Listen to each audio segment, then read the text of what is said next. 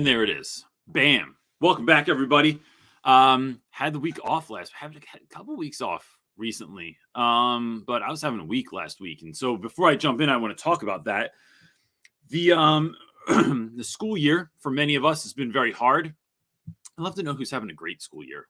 Someone posted that in our group. Really? They said like everybody, is it uncommon? Quite a few people said like they are actually having good years. I love it. Yeah. I had a really great day the other day, but here's what I'm thinking about, and it's really I'm always looking for what I'm supposed to be learning through the things that I'm going through, and sometimes those are more evident than others. But one of those things recently has been that I've often talked about this idea that was shared with me called you have to figure out your pain plan. You have to know what you want to do in case of emergency, right? Like the first aid kit needs to be put together before someone gets hurt. So you're not running around looking for stuff, right?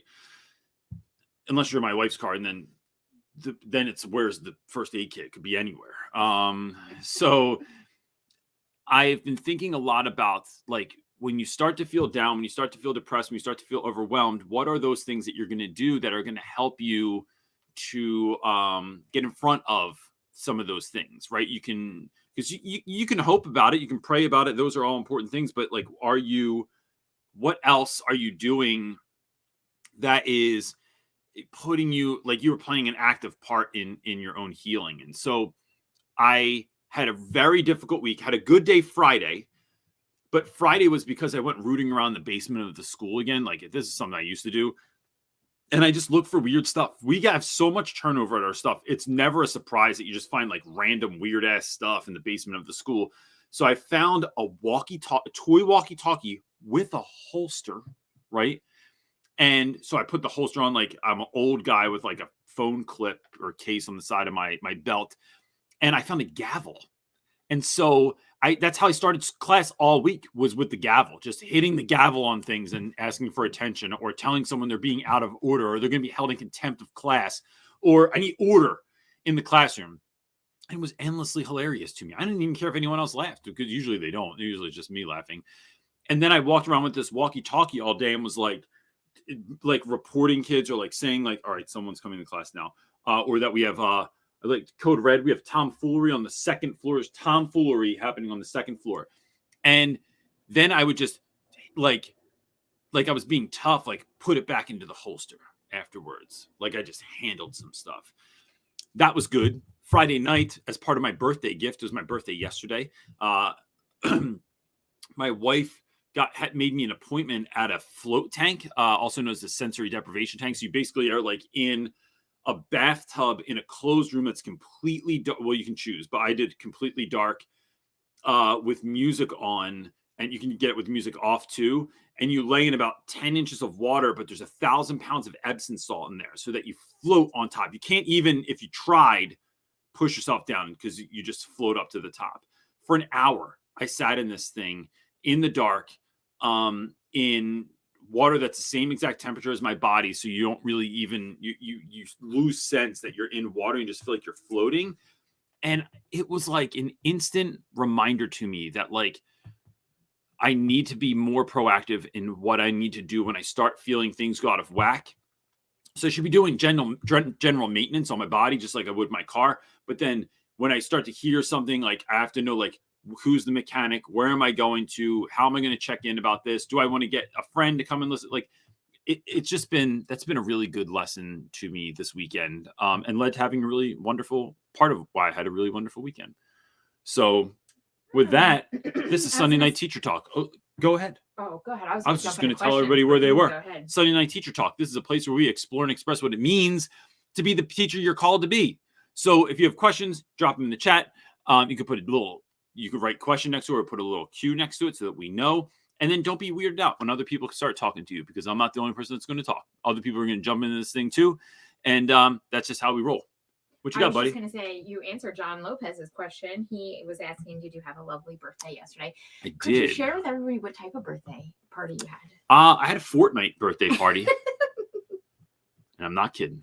Balloons. My wife is an expert, like, birthday celebrator. She is like, she's just so good at it. So like the balloons match the ribbons, match the cake, match the wrapping, match the decorations. Like, and why did I have a Fortnite birthday party? Because you play a lot of Fortnite. When CJ relaxes, that's what I always find this to be really hilarious because it's not really relaxing. I've played Fortnite. It like leaves you on like you're anxious, heightened and anxious and like tense, but it's something that you like to still go do. I don't know, for relaxation or for fun, I should say. Yeah, reminds me of House of Cards. I mean, that guy ended up being a psychopath, but you know, reminds me of House of Cards. Okay, let's answer some questions. Let's do it. All right, our first question is coming from Zahara, is saying, hi, I'm thinking about having a cereal party in one of my classes. How should I set it up? How many boxes of cereal and gallons of milk do I need? I have 30 students. I mean, could we start with a better question? Yeah, right. I swear. Could we start with a better question? So there's a couple of different ways to do this. I would buy more than I need. Because like milk lasts really long now. I got a fridge when organic milk lasts long. Oh, is that it lasts like a month? The expiration date is really long. All right, so organic. I always buy organic milk anyway, which is funny because I'm going to give my kids Fruit Loops. I don't know. Maybe I feel like those balance one another out. So I generally go to like a really big box store like BJ's, Costco, Sam's Club, something like that, because you get more cereal for your money. Or I go to like my local grocery store, but I wait for things to go on sale, or bring a coupon so that you can get stuff cheaper. Because what you're trying to do is like, so if you have a set amount of money that you can spend on this, you can maximize that money. We go to Party City to get plates and bowls and spoons, but that's just because I like gold. I like gold spoons. No, I don't get those at Party City. I get them at Target.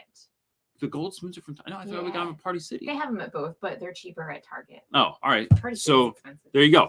And then for cereal. Oh gosh, I never figured out. I should figure this out. Like how many boxes of cereal feed a kid? If I do the mini boxes, because sometimes I'll get those.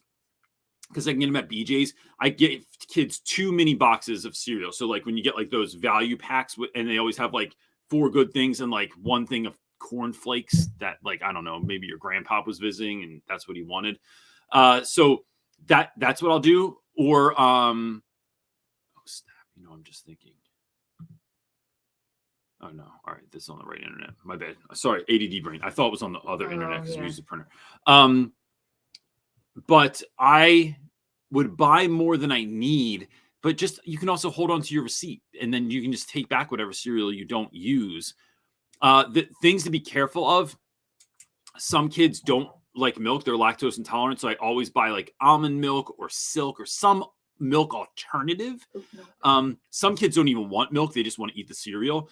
My daughter's like that. She's weird. I think she gets it from my wife's side of the family. But and then there are kids that are going to have peanut allergies. So I find out ahead of time who has a peanut allergy, and I just make sure that I have stuff. Some kids that have severe peanut allergies can't even be in the room. So I got my co-teacher bought me, part of my gift was she got me Reese Puffs because it's my favorite cereal. And Turtle was sitting at my desk. He has a severe peanut allergy. And so it was there. And then he likes to mess with me. I go, bro, I said, I'm being serious. I go, I forgot. She just gave that to me. Let me move it. And he goes, now I'm going to touch it, Reynolds. Now I'm going to touch it. He touches the box. And I'm like, I'm going to put that EpiPen in your jugular.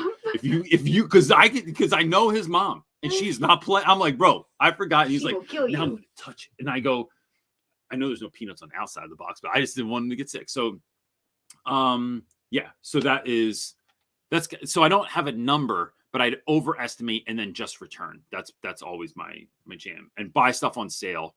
And yeah, Cinnamon Toast Crunch though. I will say this: Cinnamon Toast Crunch is going to be maybe your number one. Reese Puffs because the song also. And what's another? I feel like Lucky Charms is a favorite too. Like those three are like Crunch. Captain Crunch is like chewing seashells. It is. It starts to hurt the roof of your mouth. It hurts the roof of your mouth. But Peanut Captain Crunch doesn't. Or Crunch Berries don't either. So you could just buy the Crunch Berries if you really want to maximize your exposure to red dye. Yes. Just get the Crunch Berries. There you go. Yeah. Okay, well, our next question is coming from Laura. Laura, thank you for all the kind things that you said. Her question is, how do you handle conversations with parents who are in continual denial of their child's academic and or behavior struggles? I try to build trusting relationships with families, but after a round of recent conferences, a few are still not hearing my concerns for their child. I think ultimately, look, those parents are going to have to live with their consequences, right? Like you can only do so much as an educator to help parents understand. And if they don't, they don't. What I end up doing though is the same way that I deal with like parents that don't think their kid is like, let's say that like they don't think their kid is being a problem in class. I'm going to say this begrudgingly because I don't want to like that I like this. We've been using Kickboard in class, and I really like it. It is like, and I don't want to like it. Because I don't want to spend that much time on behavior, but what it allows you to do is just like, wow. And I don't want to, and I have to use my phone to use it. And I don't like the fact that the school doesn't pay me for my phone. They're just taking advantage of the fact that I paid for my own phone. And that's a whole nother conversation. But they like, you can put in all these like little things so that you're just noting. You're just noting if someone's off task, if they're being belligerent, if they're out of uniform, if they're not doing what they're supposed to do, if they relate to class, without making a big deal of it or keeping notes. So like I used to just write notes to myself, and that can be messy. And then afterwards, I don't even know what the hell I was talking about because I was trying to do two things at once. And it's easier for me to just do that. That keeps a record of those things. And then I find that if I can get kids to keep a record of their own stuff, that helps. So all right, let me say it like this, Laura. There is always a kid that's doing something in school that I'm not hard enough on the beginning of the year. Sometimes I create leniency, and sometimes that pays off because they don't become a problem later. Sometimes I wish, oh my gosh, I've been letting this kid go for a month, 2 months on this thing. Now it's getting out of hand, and the parents are like, how come it's the first time I'm hearing about it? Or my kid doesn't do that, or that never happened, or he said he didn't do it.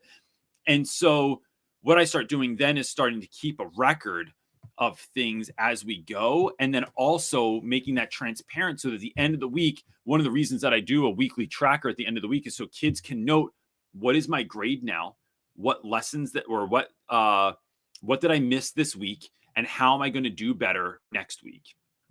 And then also I think there's one on there, I put this on occasionally, which is like, what did I do well on, like, what do I feel good about that I did in class this week? So then it becomes this thing that like a kid has to fill out, then they have to take it home and get it signed just so I know your parents saw it. And that keeps everybody in the loop. So if your kid isn't doing well and you see that they're missing these assignments, then that becomes a conversation. Or you can write that parent an email every week, and nobody knows that it's only that parent, right? Like I don't write a parent email to every parent every week, but you can just write an update. Hey, this is how things went in class this week. This is what's going on. This is what we have to expect for next week, whatever. Or create like a newsletter for your class, something like that. But it is keeping that parent in the know so that more than anything, there's a written record of that, right? It's not a phone call. It wasn't a conversation. It is written, documented things that are happening in class, whether it's on Kickboard, whether it's an email, whether it's a take-home thing, whether it's a newsletter. And then I often CC my administration on that as well, because I want them to know what's going on too. And sometimes I BCC them so the parent doesn't even know, but it's like, hey, look, I just want the admin to be like in the know that this is what I'm dealing with in case parents push too hard or they want to come up to the school, and then you can have that conversation. Like you can have that conversation and like people know about what's going on. Our next question is coming from Jacob. Hey, Reynolds, I have to record a lesson for my resident EDU program. Do you have any tips to make the video lesson really great? Anything I should highlight in the video? Thanks so much. Record a lesson for my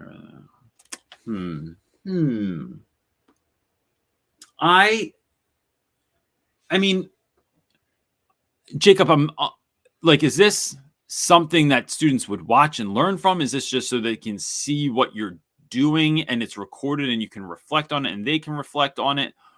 I think it is, let me try and answer it this way.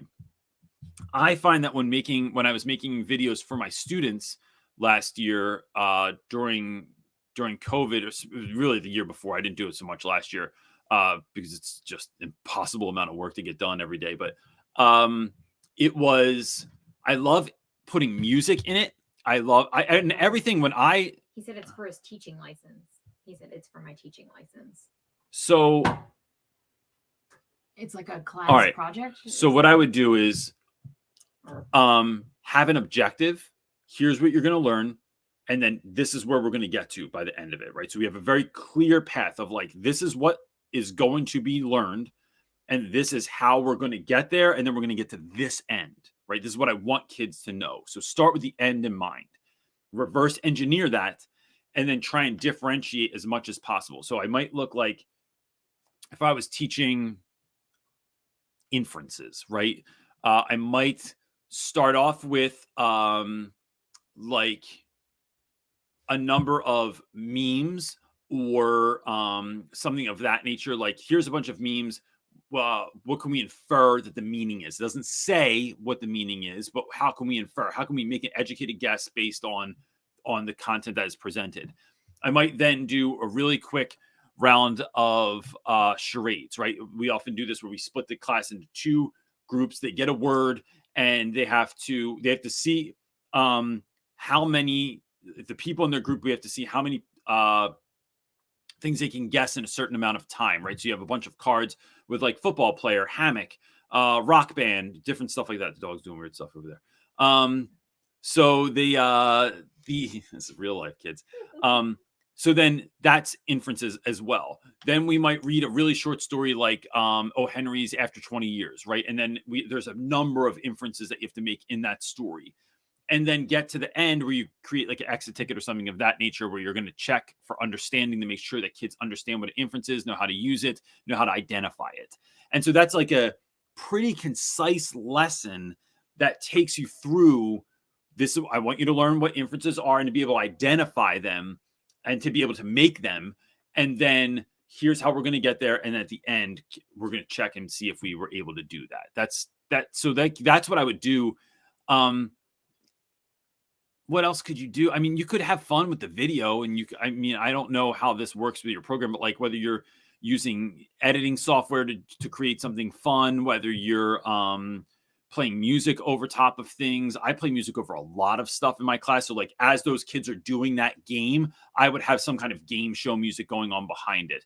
As we're reading the story, sometimes I intro the story by reading parts of it with music or playing music at the end of it. Or as they're doing their exit ticket, it's like playing very calming. Like I play hip hop beats all the time, but you can just as easily like use jazz or classical, anything without words in it, because you don't want anyone to sing along because it's distracting.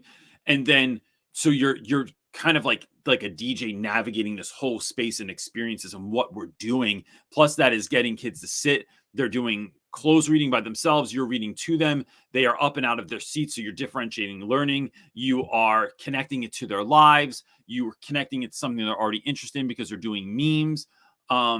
So it's all that sort of inclusive piece of it. All right. Our next. Last thing, also differentiate for students that might have specific special education, like IEPs or needs or something of that nature. So it's like, what does my room look like and how am I accommodating for kids with like different learning differences? Our next question comes from Maisha. Question, is it possible, and we kind of talked about this a little bit. She's saying, question, is it possible to not have a horrible school year this year? She said, I have my stressors, but I am not experiencing the extreme level that my colleagues at my school are experiencing. Yes. And here's what I love about that. I think, Maisha, that we often like, I know that I sometimes feel bad that I'm having fun. I'll be honest with you. Like we were just talking about this morning. The older I've gotten, I'm having there's a lot of hard things going on in my life right now. But like overall, my life is so unbelievably blessed and I just love it so much. I like love my kids so much. I'm in this real sweet spot with Brody right now where like he went to like angry teenager sassy land, and now he's kind of coming back a bit. And like we've been going to the gym together and hanging out and having these talks. And it's been really fun. Like our relationship is overall like it is 97% like amazing. And then wow, I already gave us a 98. I was saying 97. Yeah. I mean, still then you only have 2% more things to work on and then it'll be perfect. So I really get along with my dog right now. Like it's just such a magical place and a place of such possibility that we're moving into that I just love. And sometimes I think we can feel bad about that, or like we're missing something. Like, man, am I just missing something that like I should be more miserable? I think, and look, because other teachers might get aggravated. Like, you know, look at Hutchinson. She's she's just living the damn dream. Like we're all over here like dying inside, and she's living the life, taking naps with her cute dog every afternoon. So when that happens, I think it is a reminder to me to one, spread some of that joy that I have to help other people. And look, you can't do anything with the joy that you give. They might just reject it. They might not want it. They whatever. It feels like a responsibility to me to spread some of that joy, to spread some of that light, and to remember that you don't know everyone that's watching, that you might be an example for a younger teacher that's really struggling right now. And they're just watching you like not be so caught up in all of the madness and still are experiencing like a far better school year than most teachers. I think that that's important to remember, that you don't know, we never really know who's watching all the time. I just think that's worth noting. Yeah. So it's funny because the other day I walked out of a meeting, like I always do, if I don't think that's of value. So we had a 2-hour meeting. I stayed for the first hour and then I left. And the kids found out about it and they were like, yo, Reynolds. So the kids have a meeting tomorrow. And they go, do we have to go to this meeting? We don't want to. And I said, yeah, you have to go to the meeting. And they're like, why? You don't go to your meetings. And I was like, bro, what? How do you know about that? And like, who are you talking to? And they're like, one of the teachers told us that you left a meeting yesterday. And I said, oh yeah, I said I did. And they were like, what? Why? And I said, because I didn't feel like, and I did have an appointment. I had an appointment for 30 minutes and then that was scheduled 2 months ago. But then I just didn't want to like go back for the rest of the meeting because I was getting texts on how silly it became. And so I just didn't go back. And the kids were like, well, why do we have to? So it became a really good learning experience. And we had a real conversation around it. But I choose largely not to get caught up in a lot of the things that some of the teachers get caught up in school. And that's not a diss to anyone. It's a level of experience, I think, where you've just been like, dude, look, when there's 4 of us in our school that have been here this long, it's like I've been to this meeting 50 times in my life. I really don't want to ride another one out. So yeah. So you just keep doing you. You're awesome. And just spread some of that joy and know that you don't know who's always paying attention. What you got, pal? All right. Our next question comes from our buddy Stephanie. How/when do you plan what that time gets taken away from you in assorted ways? Our PLC meetings are also a joke of red tape. I'm trying harder this year not to take as much home with me. For me, Steph, the taking it home with you is such a hard part. It's easier for me to show up to school without bringing home with me than it is for me to show up home without bringing school with me. And I think that's because home's a safer place. And it's a place where you can let your guard down. Can I talk about you after we got married real fast? Oh, yeah. So like after we got married, Jenna had never, the not so secret wife, had never experienced depression. Well, not on that level. Yeah. She got severely depressed after we got married. And that, you know, and this is like the time in your marriage where you're just like, everything's magical. It's like rainbows all over. We're just loving each other. Even though we've been together for a decade, it was like a resurgence of love and magic. And then she spoke to a therapist who said like, yeah, this happens because when you're finally married, my wife had this very tumultuous upbringing. And then we finally get married and they were like, you now have this safe space. And when you have the safe space, you have a safe space to crumble. And so you're crumbling right now. And then you have to rebuild yourself. So it was like this thing of like, it wasn't like, I felt some type of way about it because I was like, you're like, what did I do wrong? We're supposed to be in love, and I'm feeling all lovey. And it was, in fact, a place of honor, really, because, she felt safe enough that she could crumble in that moment. And then we kind of worked through that, both of us. So I think some of that is that. Steph, one of the other things I do is like, I am real guarded about how I am driving home. I try to really even be mindful of how I drive. I try and be mindful of the music I listen to, the podcasts I listen to. So sometimes I'll listen to funny stuff on the way home. One of my favorite podcasts is Smartless with Jason Bateman. Is hilarious podcast to listen to on my way home. Sometimes I have this other thing that I do where I pray before I go through most doors in my life. And you could do your own version of this. It could be like you saying positive, like self-affirming things to yourself or about your life, or practicing gratitude. For me, it's just a quick prayer before I walk through, like, and not any door. Like, I'm not walking through from my dining room to my kitchen saying a prayer unless I'm really angry. But it's like before I walk through my school doors, before I walk into my classroom, before I walk into my house, before I walk into a meeting. It's a reminder to me where I'm constantly doing this thing, and that has great value to me, because it's setting my intention for whatever I'm walking into. So things aren't necessarily happening to me all the time, but I am on offense going into this, and that helps me. All right, Miss Gonzalez is up next, and she's asking, do you have any tips for the 3 weeks between breaks to keep kids engaged? Also, I just wanted to say thank you, and CJ, for your not so serious. Oh, you're welcome. Thank you for the kind words. Thank you.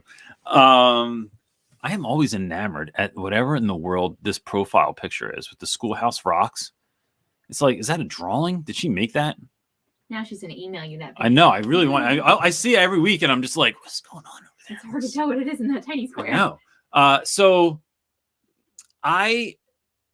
what I try to do is, look, it's not even if you're new, right? So let's just take this from a new perspective too. The 3 weeks between Thanksgiving break, if you're here in the US, otherwise known as Thursday to everyone else in the world, and winter break, right? So whatever your kids are celebrating during that time, it is important to remember that some kids are really excited, and so they're going to be on 11, and some kids aren't excited because they know that 2 weeks at home is the worst. They know they're not getting for Christmas what they wanted to get. They know that their family doesn't get along, or dad is not with us this year for some reason, or mom is with us, or someone died and it's our first year alone. Like, there's so much pulled into that makes the holiday seasons filled with anxiety and sadness for so many people. So whether you're dealing with super excited Tim, who knows he's getting a PS5 this Christmas and is so excited, or you're dealing with, like other Tim who knows that, he's getting canned food from the food drive, and mom doesn't make enough money to do this, and dad's not around, and my family hates each other, and we don't even go anywhere, and we just sit at home on Christmas. You could deal with that kid too. It is, I think, important to, I don't put that much. I've used to think about decorating my room for Christmas, and I no longer and I really wanted to. I still really want to do it. I just want it to look like Snoopy's doghouse and be absurd. Look like Buddy the Elf came to school. You just made Maisha's heart happy when you said you want it to look like Snoopy. Yeah. So but I no longer do that. I don't put emphasis on the holiday season because I don't want kids that might be having an adverse thing. That's why we celebrate Groundhog's Day in my classroom. That's my favorite holiday of the year. It's so absurd. But so that's one thing, is being mindful of how much you are accentuating a specific time of year. It's also a time to just keep your eye out for kids and see who might need extra care. We call them extra grace required, EGRs. And it's also a time where I try and keep lessons mini. So there's not something that's going to when we leave for winter break, there's nothing we're coming back to. I try my hardest. I want to start on something fresh when we come back in January, because I don't want kids to have to carry over. I don't give lessons. I don't give over break. I don't give homework over break. I don't give projects over break. I think it's mean. You can do what you want, but I just think that's no, we're on break. You should be on break. I want to be on break, and I'm not taking anything home, so you shouldn't either. The other thing is like it's mini lessons. So like for us, we're trying to finish a play, but then we'll probably have a week before break kicks.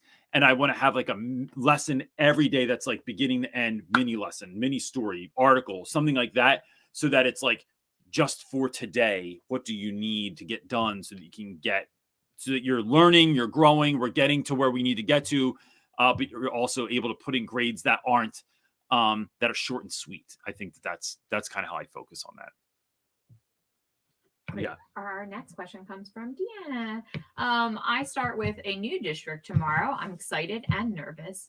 Need storage hacks. 0 storage in my new classroom. Oh, first of all, can we just shout out Deanna Owens? Did she even realize that Because it's it's still almost there? the Christmas season, and she made me this lovely Christmas ornament that hangs right next to my desk. So And I'll go on the tree. her and her army of boxers that she has at her house. So when I think about storage, I try and think about things that are like I can get multiple uses out of. So like,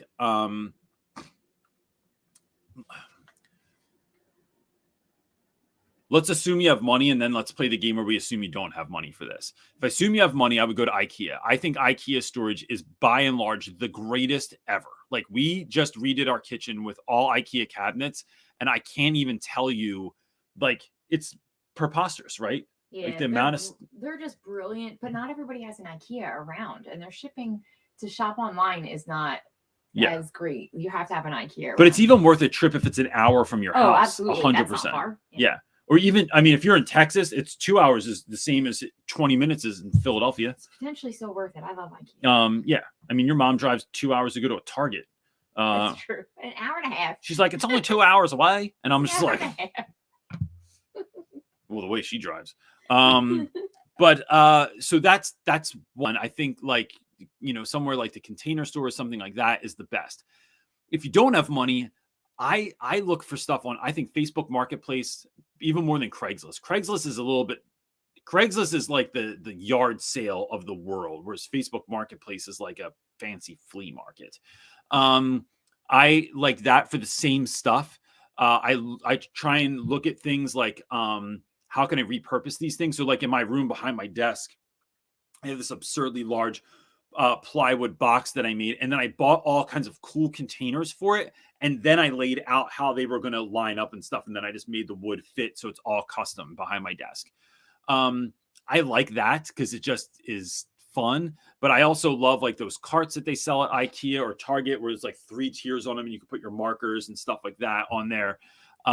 I like toolboxes. If you have a Harbor Freight near your house, like toolboxes are awesome. And you can get like one of those. I thought of this at Harbor Freight. I was thinking this the other time when we were there the other day. They have like the mechanics have these toolboxes that have like, I don't know, like 20 or 30 drawers on them. And I just thought, man, I'd love to pull that out and just have all of my stuff organized in there. It would be so sick. And I go tall too. So like I'll have storage all the way up to my ceiling. Like I've really been thinking about this a lot. If I knew I was going to be teaching for the next 20 years, I would start outfitting my classroom so it was like to the T. Like I don't do junk drawers. Like every place that I store stuff is like cordoned off and things are glued in place and hot glued in place and labeled and outlined. Yeah. It's like everything is just like has a spot. And so I find that you save a lot of room and then get rid of everything you're not using. Have some sort of deep storage in the school basement, in your basement, somewhere where it's like, these are things I haven't used in years. I get rid of all that crap. And then I'm only making space for the things I'm using right now. Our next question is from John Fox. Question: new teacher recently started and is really negative and will ask/say things that blame the kids for random stuff. Can't avoid her since she's a part of my grade team. How would you respond to her? Look, John, can you get me a glass of water? Can I bother you for that? I'm Dying of thirst. The only way I really ever figure out how to deal with folks like that, John, are one, trying to help But if they don't want help, right? Like, so some people are like negative and they just like feel they're just fed up because they feel like no one cares or is listening to them and they don't know what to do. The flip side of that is people are, that's just how they operate. It's like how they live their life as negative. I just either ignore them. Like I used to do, there's this thing, one of my heroes, Pat Croce, used to be the owner of the Philadelphia 76ers, used to talk about giving people the sonic boom hello. And I've talked about this, talked about it in my book, where you say hi to someone and they don't say hi to you back. So the next time I see them, I just give them a hi that's so loud, it's so in your face and not obnoxious, but it's just like undeniable that you either have to say hi back or it is very clear that you don't want anything to do with me. So I used to just do that. Now I err on like, if you don't want to bang with me, if you're going to be miserable, like I just ignore you. I just move on to the next thing. And it's like, if that's where you're going to live, right? It's all right if that's like stepping stone or if that's where you are for the moment or you're vacationing in Sadville. I know I've certainly done that. But if you want to live in Sadville, bro, I don't even know what to tell you anymore. Like, and you're like on purpose, you moved there. You like got a realtor and looked at houses in Sadville and then you're staying there. Then I don't have time for that. Like not everybody's my assignment. And so I just move on with my life. I say a quick prayer for them and then I go about my business and just make sure that I'm looking out for kids that they are maybe trying to get in trouble or that something's happening here. Cause that will happen, right? Like I have a kid this year that has gotten more detentions. He's never gotten a detention in his whole high school career. But like he got a number of detentions this year because there's a particular teacher that like he keeps getting in trouble in their class and it's always for, I think, dumb stuff. And so it's like when I hear that he has a detention, I just tease him about it, or I like give him like extra love, extra attention, and remind him that I think he's a really great dude. And like we try and talk through how he might better handle these things in our class and things like that. But there's not ever anything you can do about it if they don't want to do something about it. Our next question comes from John. How much do you talk in class versus students talk? I have a goal to get students talking and interacting more. I've heard it said, whoever is talking the most is learning the most. Your thoughts? Ooh. I have a couple kids in class, John, that talk all the time, and I don't think they're learning anything. So, I mean, it could be, it could go either way. I do think there's something to, I got an observation recently, and one of the things that my principal put in there was that when we were reviewing for something, and I was sort of like, after I gave the kids, I think we did a Kahoot, and after each question, I explained why the answer was the answer that it was. And he said it might be interesting to have the kids do that explanation. And then me think for a moment, like, yeah, like if someone knew what the answer was, that would be a good time for them. Because, we learn by teaching. So like for them to sort of like teach or remind their classmates why this is done so that they are then learning also. I think there's some value in that. I try not to talk. I don't do lectures almost at all. And if I do them, they're very divided up. So the other day we learned about the Globe Theater. We went outside, talked about it, came inside, took guided notes on it. I was the one talking most of the period, but even in that, I was trying to make it dynamic. But I do try to get the kids to talk a ton. And so my talking is usually either to facilitate that conversation, to set that conversation up, or to conclude that conversation. So that is what I'm doing, or to like push back to get kids to dig a little bit deeper, to say a little bit more. But I do think that there's a huge amount of value because then kids feel like they're a willing participant in their own education. They're not just like being poured into, they're exchanging ideas, thoughts, feelings. And I think that's wonderful. So yeah, more talking on the kids' part, I think. All right. Our next question comes from Declan. It says, hi, I'm a student teacher. I absolutely love teaching, but the amount of planning we have to do is making me physically ill. It's so stressful and so much. How do I cope with this, and does it get better? Yeah, so it does, because what you end up doing is just Um, I mean, some of us, like I've been teaching ninth grade English since I started teaching. Now I've taught different levels. I've taught different books. I've taught at different schools. And then I've also taught, like I taught senior English at one point. I taught juniors. Actually, I don't think I ever taught juniors. Taught sophomores. Yeah. Sophomores. I've taught different electives. I've taught, like, there's been a lot of different things I've been a part of. I think that it is about so what you end up doing is finding ways that you best teach and ways that the student that you're teaching are best learning. So it doesn't take me a lot of time to lesson plan now, but that's also because I've poured over it. Now, look, there is going to be a disproportionate amount of work on your part now because you're student teaching, and even in your first I'd say 1 through 3 years, basically. But you'll never stop planning because you always want to stay relevant. I think the best piece of advice I could give you is to not recreate the wheel. I think new teachers often, I say this knowing full well that I've done it and that I work with new teachers all the time on this, that new teachers will they're trying to think of a way it's never been done, right? It's like, let's recreate this wheel. How can we get from here to there? And it's like, no, why don't you just take other people's stuff and then figure out a way that you're going to do that? We don't learn how to play music by playing our own music. We learn how to play music by covering other people's music. You play Twinkle, Twinkle, Little Star. You play Mary Had a Little Lamb. You're learning songs from the Beatles. You're learning songs from Nirvana. You're learning whatever it is. You're taking this music and then you turn out a way to make that yours, right? So any band that I've ever been in is like this combination of all the influences we've ever had. Like, no one makes it truly new. Like, how many times you see a new movie, right? And I'm not even talking about like when they just reboot stuff or when they like, it's so obvious that you were just ripping off from this other movie. But like, one of the things I love about Stranger Things is this sort of like beautiful collection of like all of these movies that meant so much to me in the 80s. And then that you can see the inspiration coming through that. So I think get inspired by other teachers and think, oh, this is a great lesson. How can I make this my own? And then you sprinkle your own magic on it. You get no extra credit for doing your own thing and making something out of nothing. Kids don't care.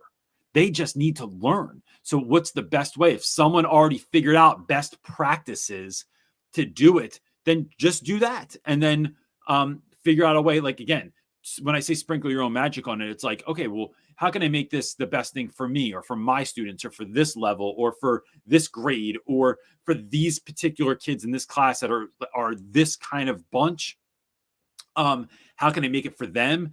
But I think that's it, is you're just adding the special sauce, man. Like, everybody, loves spaghetti sauce, right? But it's like everyone's grandma made it different because it's still spaghetti sauce. At the end of the day, it's friggin' pasta with red sauce on it. Like, but what did your grandma do to make it special? And for some of you, what they do, make it horrible, and then learn those lessons too. Some grandmoms don't make good spaghetti sauce, to be honest with you. Like Mrs. Ragu, she did not do a good job. Per you. Somebody likes it out Listen, there. It's a whole company. Yeah, I know. Okay, our next question comes from Anthony. As a teacher, have you ever taught the IB and dual enrollment classes, or do you have to be a different type of teacher for those types of classes in high school? What's IB mean? All I know IB is International Baccalaureate. Like, isn't that what like Kate, the teacher teaches at IB school? Maybe. Or is that not what this is? I don't know. Sure. I don't think so. Like, I teach co-taught classes where I teach the majority of my students have like severe learning disabilities to moderate learning disabilities. There's a handful of kids in there that get roped in that have no learning disabilities and just happen to be in that class because of scheduling or something. I've taught small group classes and I have no special ed training other than the training I've done myself and learned through my own kids. I've taught honors classes. I've never taught what am I thinking of? What's above honors is AP. But I think there's a slight learning curve for that, but I don't know if you have to be certified to do that. So I don't think so. I'm wondering if anybody in here can help Anthony. And Anthony's profile picture is you can see it on the screen right now. It's in a purple background. If you can answer his question or give him some further information or a contact point, like to ask that question, I'd really appreciate it because I'm a little bit stumped. So Anthony, what you're going to do now is you'll probably see people coming through and answering questions for you or asking follow-up questions. And that's how we roll because I don't know the answer to everything all the time. But luckily we are surrounded by, ton of people that do know the answer to that. Our next question is coming from Jess. Sorry, I have to scroll to it. You take your time. Do you need me to sing? No, you should take a drink of water. Oh, okay. Here's to you. Look at this hoodie I got for my birthday. I'm really excited about it. It's like old Eagles colors, which I like. I don't like the new Eagles colors. All right. Our next question is coming from Jess Small. She says, at parent conferences, some parents were concerned with reading levels when at point their student is above level. When I looked back at last year's data, they were below. How do I keep this momentum? Gosh, I think you just keep doing what you're doing. I mean, how do you keep the momentum is like, look, you're doing something right. I think it's about identifying what it is that you're doing right. How are you getting there? I think that if we talk about keeping momentum in anything in class, it's about making sure that you are showing up at your best. You are constantly thinking of best practices. And then let me say this, Jess, and this might not be exactly what you're asking, but I think that sometimes we find things that are going to separate us from the pack, right? Where like the whole school is like this, but our class is kind of like this, right? And that in a good way, right? Like the class, like Maisha said, like maybe the school's falling apart. But a lot of times I feel like my classroom is an exception to that. I'm not the only one, right? But by and large, I have to constantly hold a mirror up to my kids' behavior and say, look, we're not doing this. I see what we're doing. And I know that we do this in these other classes because I've heard about it. I've heard that teacher talk about it. We don't do that in here. In here, it's different. In here, it smells good. Here, the lighting's different. Here, the environment's different. Here, we behave different. So we're here to learn. And if you're not here for that, then you have to figure out something. We have to figure out a plan for you. But like in here, this is just what we do. And then instead of feeling bad about that, instead of like looking at it and being like, I'm not sure what's going on here. And I realized that this wasn't necessarily your question. I just want to pour some gasoline on that fire. We do just that. We figure out a way to pour gasoline on the fire. So maybe we're not even keeping up that momentum. Maybe we're taking it up a notch and saying, damn, if we could do this, what could we get to? Right? How far could we go with this? How good could this be? And then going for it without ever feeling bad of your awesomeness. Because next year it might not be like that. Next year it might be more difficult. But you're practicing all these ways now that you're going to pull into next year and the year after that and year after that, and then talk to other teachers and to get everyone on, or give other people the opportunity rather than do well. But yeah, so just I think it's looking at what's working and why is it working, and then pour gasoline on that fire. All right, are we ready? I'm ready. Okay, this is a big one and it's got multiple ones. Anna is asking, she says, recently moved from Maryland to Minnesota, and I am navigating race in a different way. Previously, I was a minority as a white teacher. Now I navigate conversations on race every day.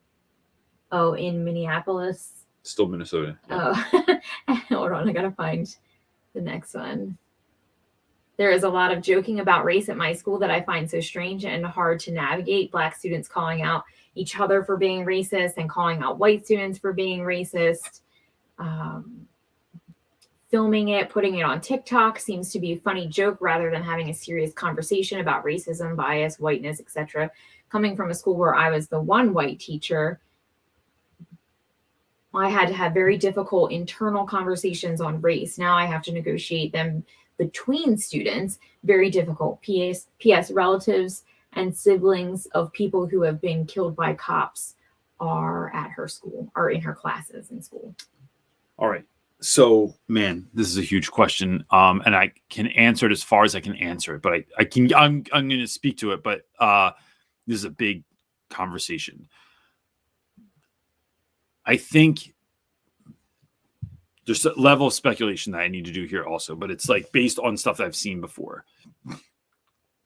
I think sometimes when things that are difficult are happening in the world, it is important for young people to figure out what to do with the thoughts and feelings that they have about those situations. Sometimes they make good choices and they make about how they're going to express their feelings and how they're going to express their views and how they feel about it. And then there's times when they don't do a good job of doing that. I have historically been on the side of making things funny to make them less hurtful, right? This is the thing that I've done in my life. Like, so like when I feel awkward, I laugh, and really quick, sort of like almost in comparison, it's silly. Example of this is my wife's grandfather died. He was in the Navy. Whenever I go to funerals, I get like this kind of like, I don't know, like thing. I'm emotional. And so like, I tend to just like laughing is one of my releases. Her grandfather was in the Navy. They had a man come up and they said, can we bring Tom up to lead us in the seaman's prayer? Well, bro, like I lost it. Like I didn't even know there was something called a seaman's prayer. And now you just said seaman, and I'm already feeling like I have the mentality of a 14-year-old anyway. So I couldn't stop laughing, and I didn't even want to. Like I was embarrassed, but I like could not hold it in. And then where the casket was, the door to leave was right next to it. So to leave, I'd have to walk right by everyone. It is still mentioned to this day when we're at family gatherings. Remember when CJ, remember when he laughed during Grandpa's funeral, during the seaman's prayer? And I'm like, still, I can feel it on myself, getting giddy about it.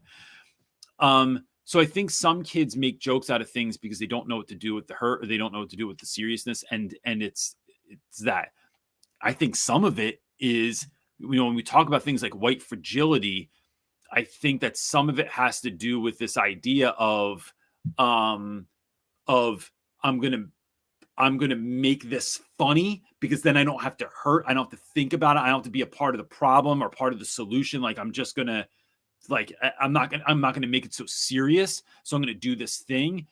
I think there's other pieces in there where, I've had a lot of students this year, for some reason, they keep talking about white power. They keep saying the N-word with the hard R on the end, and calling one another that and stuff. And so there's so many pieces wrapped up in this. Here's the thing that I think is kind of magical about this moment in history. I really think that it's something special that this is even being talked about. This is like, even if it's not good, right? It is a thing that, like, if a black child calls someone out for being racist, right? I'm not here to say if they were right or wrong, but like, when in history were people even allowed to say something like that? So to me, it's about having these conversations with students and just noting. You're not putting them on blast. You don't have to teach them stuff all the time. You're opening up clear lines of communication in a safe space and addressing things and facilitating conversations where kids can express their thoughts, feelings, and ideas in a place where someone can push back, someone can ask questions, people can grow and learn together. And then I think that that becomes a very special place, because right now it kind of feels like nobody knows what to do with this. So we're going to make decisions, and I'm going to record you and put you on TikTok as if that's going to answer anything or get us anywhere or whatever. But it's like, how can we, and I think this is a teaching moment too. This is like, teachers need to come together and talk about this, formulate some sort of plan or idea, and then create these spaces for kids to have real, meaningful conversations that are not damning, that are practicing active listening, that are really unpacking a lot of these sort of bias and things that people are feeling. Because whether or not you even believe in, let me just say this, like to some folks that might be out there, whether or not you believe in things like white fragility, in privilege, in things like that, it doesn't matter if we believe in them. Right? It matters what our students are going through and if we can help them navigate what they're going through. Right? So, I mean, like, that's probably some unpacking you need to do definitely on your own. But like, if just because I don't believe in something, just because I don't think something's true, just because I don't think something's actually going on in a specific space, if my kids are dealing with it, I'm dealing with it, right? If our kids are going through something, we're going through it. If my kids are thinking about, learning about, watching something, learning something from somewhere else, I need to be in the know so I can help them unpack that. And then it's my job as an adult to be the most healthy human being that I possibly can, so I can walk through this with my kids from a place of like, I'm not bringing, like, I want to be I just want to be the best version of myself to even walk through that with kids. So I think that starts from the top, though. Like, that should be something the superintendent is in on, and the principal is in on, and like social workers are in on, and other teachers are in on, and we are working on something together. But if you're in a school where that can't happen, it's your job to make your classroom the space where we're not doing this. We're not doing this. Like, we're gonna